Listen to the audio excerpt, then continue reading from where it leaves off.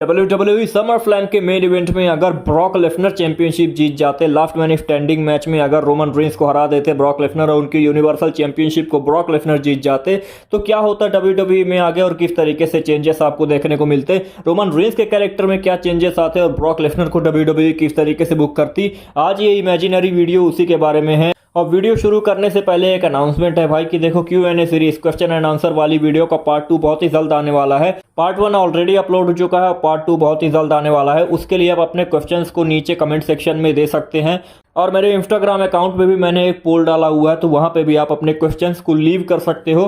तो YouTube comment से और वहाँ पे इंस्टाग्राम से दोनों तरीके से मैं आपके क्वेश्चंस को पिक करूँगा और आंसर करने वाला हूँ। तो अपने क्वेश्चंस के अगर आप आंसर लेना चाहते हो मेरे से, तो आप जरूर इसमें कमेंट्स में और इंस्टाग्राम में आप मेरे को फॉलो कर सकते हो।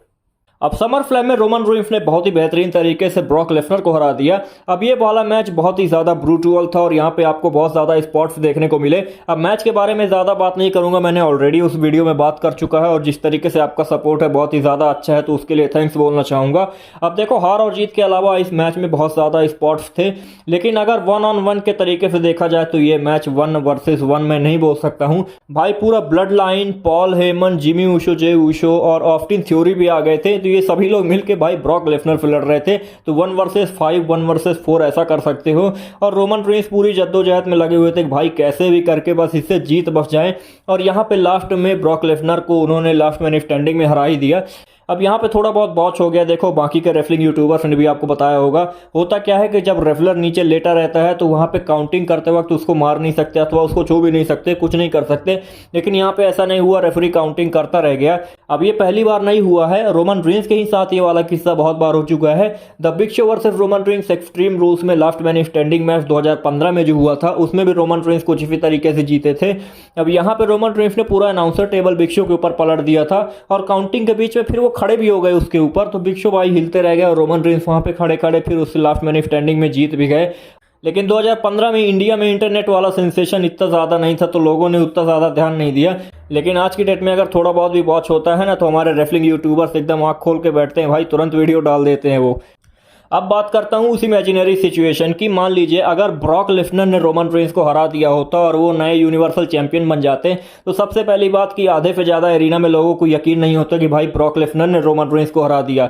अब ऐसा है कि देखो, ब्रॉक लेसनर का कैरेक्टर इतना ज़्यादा बड़ा है, लोगों को ऐसा लग रहा था। और मैंने 3 पोल डाले थे, तो तीनों में ब्रॉक लेसनर को 80% से भी ऊपर के वोट्स मिले हुए थे कि भाई ब्रॉक लेसनर को जीतना चाहिए, रोमन रेंस को इस बार हार जाना चाहिए। लेकिन रोमन रेंस नहीं हारे। अब देखो, ब्रॉक लेसनर अगर यूनिवर्सल चैंपियनशिप को जीत जाते तो 2 चीजें हो जाती। पहली बात, WWE में ब्रॉक लेसनर का जो ऑरा चला गया था, जो करिश्मा जा चुका था, वो उनके पास वापस आ जाता, उनके पास वो मोमेंटम वापस आ जाता।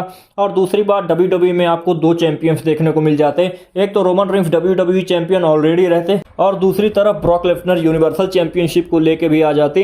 तो यहाँ पे आपको WWE ज़्यादा इंटरेस्टिंग लगने लगती, क्योंकि देखो, आप फ्राइडे नाइट स्मैकडाउन और मंडे नाइट रॉ में कहीं पे भी अगर अपीयरेंस कराना होगा तो रोमन रेंस दोनों ही चैंपियनशिप को लेके आएंगे। और अगर रोमन रेंस एब्सेंट रहेंगे तो दोनों चैंपियनशिप आपको WWE में देखने को नहीं मिलेगी। लेकिन यहाँ पे ऐसा हो सकता था कि WWE कभी कभी रोमन रेंस को शो पे ला सकती थी, फिर उसके बाद कभी कभी ब्रॉक लेसनर को भी शो पे लेके आ सकती थी और यहाँ पे चैंपियनशिप भी देखने को मिलती।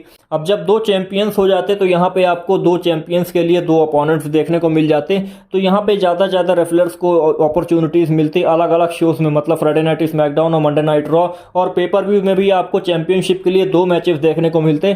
तो यहाँ पे पेपर व्यू में भी आपको इंजॉयमेंट ज़्यादा देखने को मिलता और फ्राइडे नाइट स्मैकडाउन और मंडे नाइट रॉ में भी आपको चैंपियनशिप की अपीयरेंस देखने को मिलती। अब फॉर एग्जांपल, ब्रॉक लेसनर अगर WWE यूनिवर्सल चैंपियनशिप जीत जाते तो भाई क्लैश एट द कैपिटल में यूनिवर्सल चैंपियनशिप के लिए ड्रू मैकइंटायर का मैच ब्रॉक लेसनर के साथ होता और वहीं पे WWE चैंपियनशिप के लिए रोमन रेंस किसी और के साथ लड़ सकते थे। तो यहाँ पे मैच कार्ड भी बहुत ही अच्छा हो जाता पेपर व्यू के लिए और लोगों के लिए भी इंटरटेनमेंट डबल हो जाता। अब देखो, कोई भी पेपर व्यू में रोमन रेंस और ब्रॉक लेसनर अगर अलग अलग मैचेस को लड़े तो यहाँ पे लोग उसको ज़्यादा पसंद करेंगे, क्योंकि लोगों ने बहुत बार देखा है कि भाई ब्रॉक लेसनर और रोमन रेंस का मैच एक 1-on-1 हो चुका है। अलग अलग तरीके के स्टिपुलेशन डाल के WWE ने बहुत बार मैचेस कराया। तो यहाँ पे एटलीस्ट ये देखने को मिल जाता कि कम से कम रोमन रेंस और ब्रॉक लेसनर की फ्यूड एक अच्छे तरीके से खत्म हुई है। अब जो रोमन रेंस के फैन हैं वो तो अभी भी खुश हैं कि भाई चलो ब्रॉक लेसनर तो हार ही गया और ये चीज़ें हमें अब देखने को नहीं मिलेंगी, अब सीधे ड्रू मैकिंटायर के साथ मैच होगा क्लैश एट द कैपिटल में। लेकिन इमेजिन करो अगर ब्रॉक लेसनर जीत जाते तो यहाँ पे सर्वाइवर सीरीज में आपको चैंपियन वर्सेस चैंपियन का मैच एक बार फिर से देखने को मिलता। यहाँ पर Roman Reigns versus Brock Lesnar universal champion versus WWE champion आपको देखने को मिल जाता।